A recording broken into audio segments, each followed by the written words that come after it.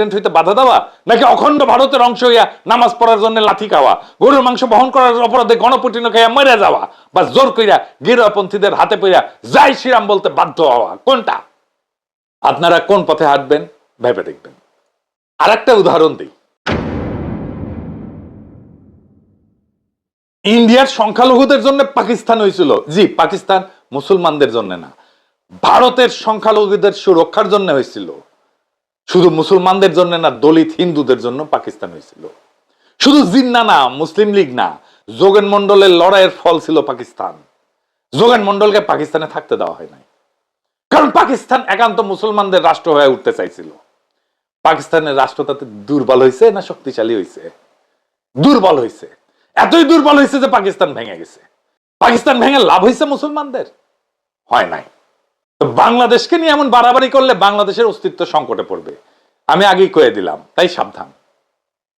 আবার কেউ কেউ রাষ্ট্রপতি পদে, আমাদের শ্রদ্ধেয় আমার দেশের পত্রিকার সম্পাদক মাহমুদুর রহমান কথা বলছেন, আমি ওনার সাথে কথা না বললেই 100% নিশ্চিত, আপনারা যদি মাহমুদ ভাইয়ের কাছে গিয়ে জিজ্ঞেস করেন বাংলাদেশের রাষ্ট্রপতি কার হওয়া উচিত, উনি নিজেই বেগম জিয়ার নাম প্রস্তাব করবেন। উনি নিজে, হ্যাঁ আমি তো ওনারে চিনি, উনি নিজেই করবেন।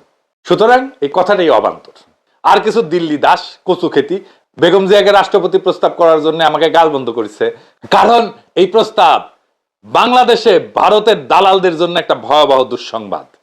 তার মানে আমার প্রস্তাব কাজে লাগিছে, আমার প্রস্তাবটা লক্ষ্যভেদী। এই সামান্য সংখ্যক দিল্লি দাসদের একমাত্র উদ্দেশ্য হইতেছে বাংলাদেশকে ভারতের পদতলে পুনরায় বিসর্জন দেওয়া। আমরা তাদের এই চক্রান্তকে পুনরায় সমবেতভাবে ব্যর্থ করে দেব। যেভাবে আমরা হাসিনাকে খেদায় দিছিলাম গত বছর অগস্ট মাসে, ঠিক একইভাবে। আর আমাদের প্রিয় হাসনাত আবদুল্লাহ বলছে যে দাদা আইডিয়াটা খুব ভালো, কিন্তু ম্যাডাম কি রাজি হবেন? আমি কইছি, ম্যাডামকে আমি যতটুকু বুঝি, দেশের জনগণ চাইলে উনি অমত করবেন না। হয়তো ওনার শারীরিকভাবে কষ্ট হবে, কিন্তু তারপরেও উনি এইটাকে উপেক্ষা কইরা দেশের স্বার্থে, দেশের জনগণের স্বার্থে উনি এইটাকে গ্রহণ করবেন, এটা আমার অনুমান।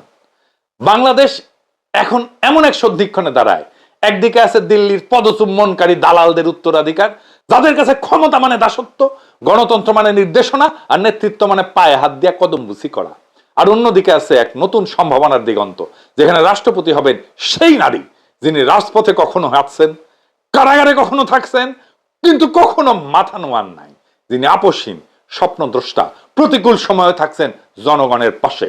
এই মুহূর্তে আমাদের সামনে এক ঐতিহাসিক সুযোগ আসছে রাষ্ট্রের শীর্ষ পদে এমন একজন নেতাকে বসানোর, যিনি ব্যক্তি নন, প্রতীক। বেগম জিয়া শুধু একজন নেতা না, তিনি হয়ে উঠছেন এক ঐতিহাসিক প্রতিরোধের মুখচ্ছবি। তার অভিজ্ঞতা, তার সহনশীলতা, তার আপসহীন দেশপ্রেম এখন বাংলাদেশ রাষ্ট্রের পুনর্গঠনের জন্য অপরিহার্য। যারা প্রশ্ন তোলেন নারী রাষ্ট্রপতি কি সম্ভব, তাদের বলি ইতিহাসে নারীরাই সবচেয়ে সাহসী বিপ্লবের কাণ্ডারি হয়েছেন। যারা বলে তিনি অসুস্থ, তাদের বলি হাসিনার মতো মানসিক বিকারগ্রস্ত এক ফ্যাসিস্টের তুলনায় বেগম জিয়া এখনো লক্ষ গুণে সুস্থ, স্থির এবং নৈতিকভাবে শক্তিশালী। যারা বলে তিনি পক্ষপাত দুষ্ট হবেন, তাদের জন্য ইতিহাস নিজেই উত্তর। আব্দুর রহমান বিশ্বাস, ইয়াজউদ্দিন, এমনকি 2008 সালের আওয়ামী লীগের বিজয়ের গল্প। আর যারা এই প্রস্তাবকে ব্যঙ্গ করে, গালাগাল দেয়, তারা আসলে আমাদের ভয় পায়। তারা খালেদা জিয়াকে ভয় পায়। তারা জানে এই প্রস্তাব শুধু একটা ব্যক্তি না, একটা আদর্শকে রাষ্ট্রীয় স্বীকৃতি দেওয়ার ডাক। এই প্রস্তাব মানে হলো বাংলাদেশ আর ভারতের উপনিবেশ হবে না। এই প্রস্তাবের মানে হলো আমরা আমাদের পতাকাকে আর লাঞ্ছিত হতে দেব না। এখন সময় আসছে একটানা 16 বছরের নিপীড়নের অবসান ঘটানোর। এখন সময় আসছে রাষ্ট্রকে পুনরায় জনগণের হাতে ফিরায় দেওয়ার। সময় আসছে বেগম জিয়াকে বাংলাদেশের রাষ্ট্রপতি করিয়া সেই প্রতীকী নবজাগরণ, প্রতীকী বিজয়ের শুরু করার। যে নবজাগরণে থাকবে না দিল্লি দাসের কদমবুসি, থাকবে জনগণের গর্বিত উচ্চারণ, এই দেশকার জনগণের। 5ই আগস্ট হোক সেই প্রতীকী মুহূর্ত, যেদিন বঙ্গভবনের কদমবুসির শেকল ভেঙা জনগণ রাষ্ট্রের নিয়ন্ত্রণ পুনঃপ্রতিষ্ঠা করবে খালেদা জিয়াকে সামনে নিয়ে।